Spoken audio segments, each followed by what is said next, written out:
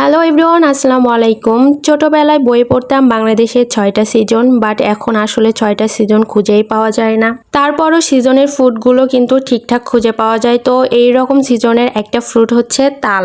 আজ আমরা তৈরি করব তালের পিঠা বা অনেকে বলে তালের বড়া। স্বাদ অনুযায়ী এখানে চিনি নিয়ে নিছি, আর তালগুলো আগে থেকে প্রসেসিং করা ছিল, ফ্রিজে রাখা ছিল।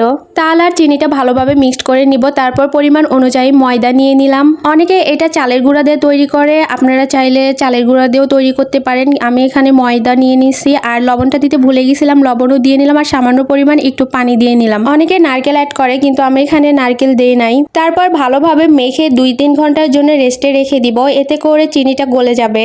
1 ঘন্টা পর এই তো আমার ব্যাটারটা একদম কমপ্লিট। এখন ভাজার পালা। তারপর কড়াইয়ে বেশ খানিকটা তেল দিয়ে নিলাম, আর তেল গরম হওয়া পর্যন্ত আমরা অপেক্ষা করব। তেল গরম হয়ে গেলে এখানে ছোট ছোট করে ব্যাটারগুলো দিয়ে নিব, পাশে বাদামি কালার করে ভেজে নেব। তারপর এই তো হয়ে গেছে আমাদের একদম পারফেক্ট তালের রসের বড়া বা তালের রসের পিঠা। কড়াইয়ে বেশ খানিকটা তেল ছিল, তাই আমরা পাঁপড় ভেজে নিই, আর এই পাঁপড়গুলো আমাদের বাসায় বানানো। যাই হোক, কিছু কিছু খাবার থাকে যেগুলো বছরে একবার খেলেই ভালো লাগে, তার ভিতর তালের পিঠা। ভাদ্র মাস মানেই তালের রসের পিঠা না খেলে মনে হয় কিছু একটা খাই নাই।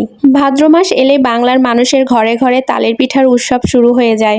এখন তাল দেখলে কেমন যেন শৈশবের কথা মনে পড়ে যায়। যখন ছোট ছিলাম নানির বাসায় যাইতাম, আর সকালে উঠেই তাল গাছের নিচে যেয়ে খুঁজে খুঁজে তাল খুঁজে নিয়ে আসতাম, আর সেই তালের রস দিয়ে নানি কত রকম পিঠা বানিয়ে দিত। এখন শৈশবের কথাগুলো খুব বেশি মনে পড়ে।